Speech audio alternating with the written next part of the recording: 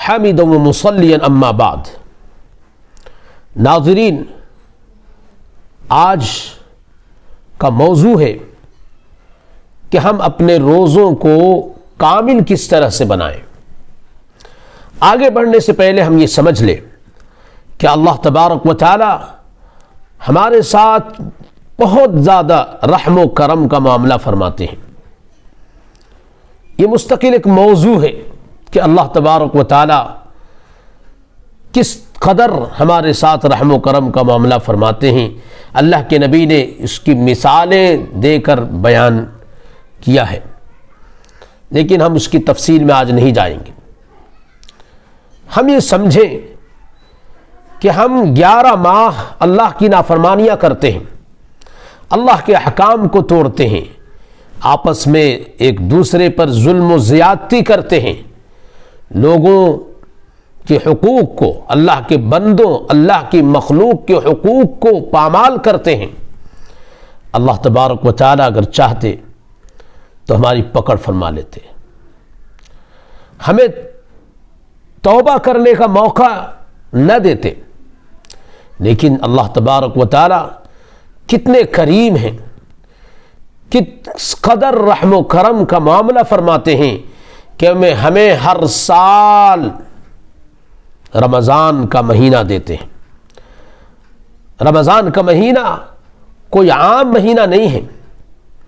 اس میں اللہ تبارک و تعالی نے بہت ساری خوبیاں رکھ دی ہیں۔ ایک خوبی یہ ہے کہ اللہ تبارک و تعالی نے اس مہینے میں اپنا مبارک کلام اتارا، خود اعلان فرمایا کہ رمضان کا مہینہ وہ مہینہ ہے جس میں قرآن کریم نازل کیا گیا ہے، جو دنیا کی سب سے مقدس کتاب ہے۔ اس کتاب کے اس مہینے میں اتارے جانے کا تقاضا یہ ہے کہ ہم اس مہینے میں عبادت کا جشن منائیں، اس مہینے میں خوشی خوشی اللہ کی یاد میں لگیں۔ یہ رمضان ہی کا مہینہ ہے جس میں ہماری آسانی کے لیے اللہ تبارک و تعالی ہمارے سب سے بڑے دشمن شیطانوں کو، جو شرکش ہوتے ہیں، ان کو جکڑوا دیتے ہیں، جہنم کے دروازوں کو بند کروا دیتے ہیں، جنت کے دروازوں کو کھلوا دیتے ہیں۔ اللہ تبارک و تعالی نے اس مہینے میں صرف روزے رکھنے کا حکم نہیں فرمایا، بلکہ روزے کی طرف، عبادت کی طرف شوق کے جو ذریعے ہو سکتے ہیں ان کو بھی اللہ تبارک و تعالی نے اس مہینے میں جمع فرما دیا۔ 12 مہینوں کی نافرمانیوں کے باوجود اللہ نے ہمیں موقع دیا کہ اس مہینے میں ہم روزے رکھیں اور اللہ کی کامل اطاعت کریں، تاکہ اس کی برکت سے ہمارے گناہ معاف ہو جائیں، اور پھر اگلے سال جو یہ رمضان کے بعد جو 11 ماہ گزارنے ہیں ان میں ہم شیاطین کا مقابلہ کر سکیں، ہمارے اندر اس مہینے میں عبادت کر کے شیطان سے لڑنے کی طاقت پیدا ہو جائے۔ قرآن کریم نے اس کو بیان کیا، سورہ بقرہ کی 183 نمبر کی آیت ہے۔ اللہ تبارک و تعالی فرماتے ہیں، یا ایھا الذین آمنوا کتب علیکم الصیام کما کتب علی الذین من قبلکم لعلکم تتقون۔ اے ایمان والو، تمہارے اوپر روزے ایسے ہی فرض کیے گئے جیسا کہ تم سے پہلے لوگوں پر فرض کیے گئے تھے، تاکہ تم متقی بن جاؤ۔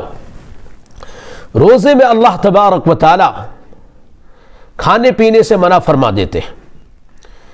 اس کا ظاہری اثر یہ پڑتا ہے کہ انسان کی جو رگیں ہوتی ہیں، جو نس ہیں، ان میں شیطان عام دنوں میں دوڑنے کی صلاحیت رکھتا ہے، لیکن کھانے پینے کی وجہ سے یہ رگیں، یہ نسیں سکڑ جاتی ہیں، تنگ ہو جاتی ہیں۔ اب شیطان کے راستے تنگ ہو جاتے ہیں۔ اور جب اس کے راستے تنگ ہو گئے تو اب اس کے بہکانے کے طریقے کم سے کم ہو گئے، تو عبادت کا ماحول بڑھ گیا، عبادت کا مزاج بڑھ گیا اور گناہوں کا مادہ کم ہو جاتا ہے۔ اس لیے نبی علیہ الصلاۃ والسلام نے فرمایا یا معشر الشباب من استطاع منکم الباءۃ فلیتزوج، اے نوجوانوں تم میں سے جس کے پاس بھی صلاحیت ہو نکاح کی اسے نکاح کر لینا چاہیے، ومن لم یستطع، اور جس کے پاس انتظام نہیں ہو، صلاحیت نہیں ہو، فعلیہ بالصوم فانہ لہ وجاء، تو اسے چاہیے کہ وہ زیادہ سے زیادہ روزے رکھے، اس لیے کہ اس میں نفس کی خواہشوں کو توڑنے کی صلاحیت ہے۔ یہ بخاری شریف میں کئی جگہوں پر موجود ہے۔ اللہ کے نبی صلی اللہ علیہ وسلم نے وہ بات بھی بیان فرمائی ہے کہ شیطان ہماری رگوں میں دوڑتا ہے، خون کی طرح دوڑتا ہے، ان الشیطان یجری من الانسان مجری الدم، یہ بھی کئی جگہوں پر بخاری شریف میں موجود ہے اور حدیث کی دوسری کتابوں میں موجود ہے۔ اب ہم آتے ہیں اصل موضوع پر کہ اللہ تبارک و تعالی نے اسے بہت مقدس بنایا ہے، رمضان کو اور رمضان کے روزوں کو۔ روزوں کا مقصد یہ ہے کہ ہم اللہ کی کامل اطاعت کے قابل ہو جائیں، مکمل اطاعت کریں اللہ کی۔ کھانے پینے کو چھوڑنا یہ اس کا ایک حصہ ہے، اور گناہوں سے باز آنا، آپس میں ایک دوسرے پر ظلم کو چھوڑ دینا، کسی کو گھٹیا نہ سمجھنا، کسی کی غیبت اور چغلی نہ کرنا، سارے گناہوں کو اسی طریقے سے چھوڑ دینا، یہ اس کا دوسرا حصہ ہے جس کے بغیر روزے میں کمال پیدا نہیں ہو سکتا۔ اللہ کے نبی صلی اللہ علیہ وسلم نے فرمایا کہ اللہ تبارک و تعالیٰ خود ہی فرماتے ہیں کہ انسان کے سارے کام اس کے لیے ہیں، لیکن روزہ یہ خالص میرے لیے ہے، اس لیے روزے کا بدلہ میں خود دوں گا۔ میں کتنا دوں گا، کس قدر عظمت کے ساتھ دوں گا، اس کا اندازہ کسی کو نہیں ہے، صرف اللہ تبارک و تعالیٰ کو ہے۔ دوسرے جو کام ہیں نیک، ان کا ثواب، ان کے انعامات فرشتوں کے ذریعے سے دلوائے جائیں گے، لیکن روزے کے بارے میں اللہ تبارک و تعالیٰ فرما رہے ہیں الا الصیام فانہ لی وانا اجزی بہ۔ اس کے بعد فرمایا والصیام جنۃ، یہ روزے ڈھال ہیں، یہ برائیوں سے رکنے کا ذریعہ ہے، گناہوں سے بچنے کا ذریعہ ہے اور جہنم سے بچنے کا ذریعہ ہے۔ اس لیے جب تم میں کا کوئی روزہ رکھے تو پھر وہ زبان سے گندی باتیں نہ کرے، فحش باتیں نہ کرے، شور شرابہ نہ کرے، ہنگامہ نہ کرے۔ ہمارے یہاں مزاج بن گیا ہے کہ روزے کی راتوں میں ہمارے نوجوان بچے گھومتے پھرتے ہیں، کھیلتے ہیں، ایک دوسرے کے گھروں میں گھستے ہیں اور شہروں میں رات بھر گھومتے ہیں، اور کبھی ایسا ہوتا ہے کہ لوگوں کی پریشانیوں کا ذریعہ بن جاتے ہیں۔ سختی سے اس کو روکنے کی ضرورت ہے۔ اللہ نے خود فرمایا کہ شور شرابہ، ہنگامہ، دوسروں کی پریشانیوں کا ذریعہ بننا، ایسے کام کرنا جو ناسمجھ لوگ کرتے ہیں، جو کم ظرف لوگ کرتے ہیں، یہ ایک روزے دار کے لیے، ایک ایمان والے اور روزے دار کمیونٹی کے لیے، روزے دار برادری کے لیے بالکل مناسب نہیں ہے۔ ایک انسان خود سے اس میں پہل کرے، یہ تو غلط ہے ہی، یہ تو نامناسب ہے ہی، یہ بھی غلط ہے کہ اگر دوسرا کوئی کر رہا ہے تو اس کے جواب میں یہ روزے دار کرے۔ اللہ نے فرمایا فَإِن سَابَّهُ أَحَدٌ أَوْ قَاتَلَهُ، اگر کسی روزے دار کو کسی دوسرے نے گالی دی، غلط باتیں کہہ دی، بدتمیزی اور بدزبانی اس کے ساتھ کی، تو اس کے ریاکشن میں، اس کے جواب میں بھی اس روزے دار کو ایسی حرکت نہیں کرنی ہے۔ اگر وہ جھگڑے کی بات کرتا ہے، لڑائی کی بات کرتا ہے دوسرا انسان، تو بھی اس کا جواب لڑائی سے نہیں دینا ہے، جھگڑے سے نہیں دینا ہے، بلکہ اسے کہنا ہے کہ بھائی میرا روزہ ہے۔ فَلْيَقُلْ إِنِّي امْرُؤٌ صَائِمٌ، وہ یہ کہہ دے کہ بھائی میرا روزہ ہے، مجھے معاف کرو، میں آپ کا جواب آپ کے انداز سے نہیں دے سکتا۔ اس کے بعد اللہ تبارک و تعالیٰ نے، اللہ کے نبی صلی اللہ علیہ وسلم نے خود قسم کھا کر کے بیان فرمائی کہ ایک روزہ رکھنے والا انسان، اس کے منہ سے، اس کے معدے کے خالی ہونے کی وجہ سے جو ایک خوشبو پیدا ہوتی ہے وہ اللہ کو اتنی پیاری ہے کہ اتنی پیاری مشک کی خوشبو بھی نہیں ہوتی۔ یہ مشک کی خوشبو دنیا کی جو خوشبو ہے، اس کی قسمیں ہیں، ان میں سب سے بہتر اور سب سے مہنگی خوشبو ہوتی ہے۔ اللہ تبارک و تعالیٰ کو روزے دار کے منہ کی خوشبو اس خوشبو سے بھی زیادہ پیاری ہے۔ لمبی حدیث ہے، اللہ تبارک و تعالیٰ نے صرف کھانے پینے چھوڑنے کو روزہ نہیں قرار دیا ہے، اس سے تو بس یہ ہوگا کہ ہمارے اوپر روزے کی قضا نہیں ہوگی، لیکن روزے کی روح، روزے کا مزہ، روزے کا صحیح معنوں میں ثواب صرف کھانے اور پینے کو چھوڑ دینے سے حاصل نہیں ہوگا۔ دوسری حدیث میں ہے من لم يدع قول الزور والعمل به فليس لله حاجة في ان يدع طعامه وشرابه، کہ جو انسان، جو روزے دار جھوٹی بات، غلط باتوں کو اور ان پر عمل کرنے کو نہیں چھوڑتا ہے، اللہ تبارک و تعالیٰ کو کوئی مطلب نہیں ہے اس کے بھوکے اور پیاسے رہنے سے۔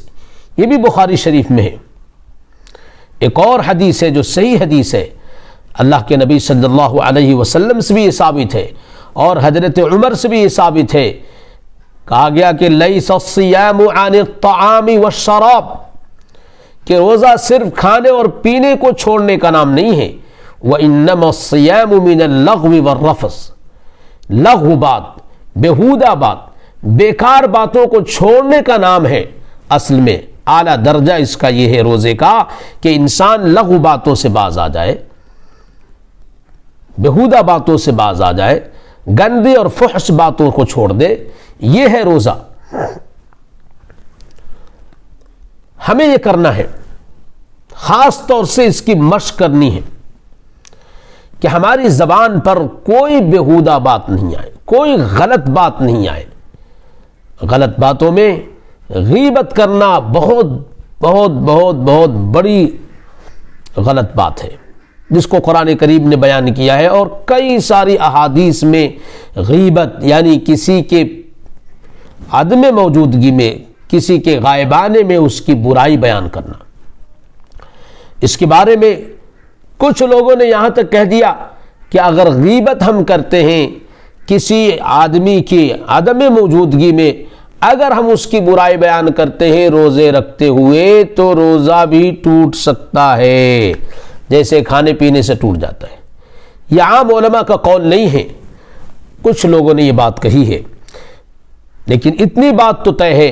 کہ رمضان کے مہینے میں روزے رکھتے ہوئے یہ گناہ بہت بڑا گناہ ہے۔ اس لیے ہماری کوشش یہ ہونی چاہیے کہ ہم اپنی زبان پر اس مہینے میں خاص طور سے مکمل طور پہ کنٹرول رکھیں،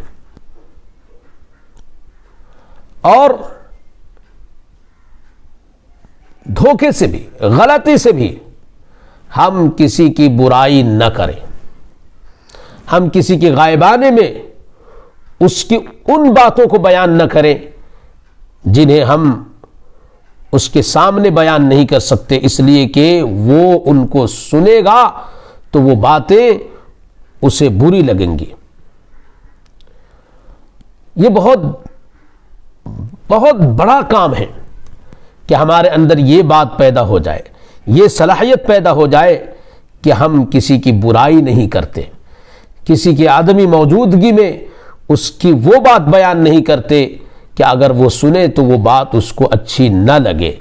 وہ اس کو برا مانے۔ اس سے بچنے کی ہمیں خوب کوشش کرنی ہے۔ ہمیں یہ کوشش کرنی ہے، ہمیں یہ چیک کرنا ہے کہ اس رمضان میں ہم کون سی ایسی برائیاں ہیں جن سے رک جائیں گے ہمیشہ کے لیے۔ یہ پرسنالٹی ڈیولپمنٹ کا ایک بڑا حصہ ہے کہ ہم چیک کریں، لسٹ بنائیں اپنی برائیوں کی، اپنی کمزوریوں، اپنی خامیوں کی، کہ کون سی خرابیاں ہمارے اندر ہیں، ان کو ہم خاص طور سے ٹارگٹ کر کے اپنے عمل سے دور کریں گے اور ہمیشہ کے لیے اپنے آپ کو ان سے باز رکھیں گے۔ یہ رمضان اس لیے نہیں آتا کہ ہم عام دنوں کی طرح زندگی گزار لیں، اس میں ہمیں خاص بن جانا ہوگا، اس میں ہمارا رنگ بدل جانا چاہیے، ہمارے طور طریقے بدل جانے چاہیے، ہمارے سوچنے کا انداز بدل جانا چاہیے، ہمیں اعلیٰ معیار سے سوچنا چاہیے، کسی بھی انسان کے بارے میں غلط سوچنے سے باز آ جانا چاہیے۔ اگر ہم نے کسی کا کچھ لیا ہوا ہے تو اس سے معافی تلافی کرنی چاہیے، کچھ پراپرٹی، کچھ جائیداد قبضہ کر لی ہے تو اس کا اقرار کر کے وعدہ کرنا چاہیے کہ ہم اس کو جلدی آپ کو واپس دے دیں گے اور اس کے گواہ بنا لینے چاہیے۔ ایک خاص کام ہمیں یہ کرنا ہے کہ اللہ تبارک و تعالی نے اس رمضان مقدس میں، اس رمضان کے نظام میں، روزے کے نظام میں ایک بڑا نظام،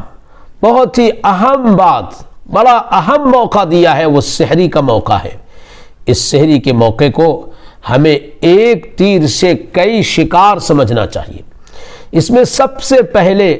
ہم جب جگیں تو جگنے کے فوراً بعد وضو کر لیں، اپنی ضرورتوں سے فارغ ہو کر کے، اور پہلے 2 رکعتیں نماز پڑھ لیں۔ یہ تہجد کا وقت ہے، یہ بڑے اللہ والوں کو ملا کرتا ہے، لیکن رمضان کی برکت سے، روزوں کی برکت سے اللہ تبارک و تعالیٰ نے ہر مومن کو یہ موقع دیا ہے کہ وہ سحری کے لیے جگتا ہے اور تہجد کے وقت جگتا ہے۔ تو سحری کھانے سے پہلے ہم اللہ کی عبادت کر لیں، اللہ سے لو لگا لیں، 2 رکعتیں ہی پڑھ لیں اور اللہ سے اپنے گناہوں کی معافی چاہے، اللہ سے دنیا اور آخرت کی بھلائی مانگیں۔ یہ اللہ سے قریب ہونے کا، اللہ کو منوانے کا سب سے اہم، سب سے پیارا وقت ہوتا ہے۔ اس لیے میرے پیارو، میرے دوستو، اس وقت کو ضائع نہ ہونے دیں۔ سحری کھانے کا طریقہ یہ ہے کہ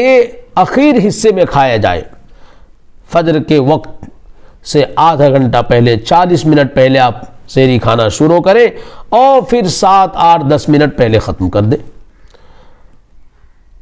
ایک تیر سے، ایک موقع سے کئی فائدے ہمیں حاصل کرنے ہیں۔ سب سے پہلا فائدہ ہم نے حاصل کیا کہ ہم نے تہجد پڑھ لی۔ اس کے بعد سحری کی سنت ادا کیجئے، دیر سے سحری کھائیے، فجر سے کا وقت شروع ہونے سے 10 منٹ پہلے، 7 منٹ پہلے ختم کر دیجئے۔ اب اس کے بعد فوراً وضو ہے تو ٹھیک ہے، ورنہ وضو کر کے سیدھے مسجد میں چلے جائیے۔ فجر کی نماز اور عشاء کی نماز جو اہم نمازوں میں ہیں، اس سحری کی برکت سے ہمیں نصیب ہوگی۔ اس لیے مرد حضرات فوراً سحری کھانے کے بعد مسجدوں میں چلے جائیں اور عورتیں مصلی پر بیٹھ جائیں۔ تو سحری کھانے کی برکت، جس سے روزے میں مدد ملتی ہے، نبی کی سنت ادا ہوتی ہے، جس کی تاکید آئی ہے، تہجد کی نماز ملتی ہے اور فجر کی جماعت حاصل ہوتی ہے۔ اگر ہم سحری بہت پہلے کھا لیتے ہیں اور صرف کھانے ہی کو مقصد بناتے ہیں تو تہجد نہیں ملتی ہے اور فجر کی نماز نہیں ملتی ہے۔ آخری بات میں یہ کہنا چاہوں گا کہ رمضان کو صحیح سے گزارنے کے لیے اچھا طریقہ ہوتا ہے کہ ہم اللہ والوں کے یہاں چلے جائیں، وہاں نظام ہوتا ہے۔ اگر اس کا موقع نہیں ملتا ہے تو ہم یہ کوشش کریں کہ اگر ہم ملازمت کرتے ہیں تو کچھ حصے جو چھٹیوں کے نام پر ہمیں پورے سال میں ملتے ہیں، ان کو ہم اس میں گزار لیں اور چھٹیوں کو اللہ کی عبادت میں لگائیں۔ ہم گھروں پہ رہتے ہیں، کھیتی کا وقت ہے اور کھیت میں کام کرنا ہے، مصروف ہیں، تو جو وقت مصروفیت کے بعد بچتا ہے ان کو ہوٹلوں میں، یہاں وہاں بازاروں میں غیر ضروری طور پر ادھر ادھر بیٹھنے، گھروں میں بیٹھنے سے اچھا ہے مردوں کے لیے خاص طور سے کہ وہ مسجد میں وقت گزاریں، آ کر کے اعتکاف کی نیت کر لیں۔ جتنی دیر بھی ہم مسجد میں رہتے ہیں اعتکاف کی نیت کریں گے، کچھ نہیں کرتے اعتکاف کی نیت سے بیٹھے بھی ہیں تو ہمیں ثواب ملے گا، لیکن مسجدوں میں آنے کے بعد پھر گپ شپ نہیں، الگ الگ بیٹھیں، ایک ساتھ نہیں بیٹھیں، الگ الگ بیٹھ کر کے خاموشی سے ہی رہیں، قرآن کریم پڑھیں، دوسری عبادت کریں، کچھ نہیں کریں، کم سے کم خاموشی سے بیٹھ جائیں اللہ کے گھر میں، یہ بھی عبادت ہے۔ اللہ تبارک و تعالی ہمیں ان باتوں پر عمل کرنے کی توفیق عطا فرمائے۔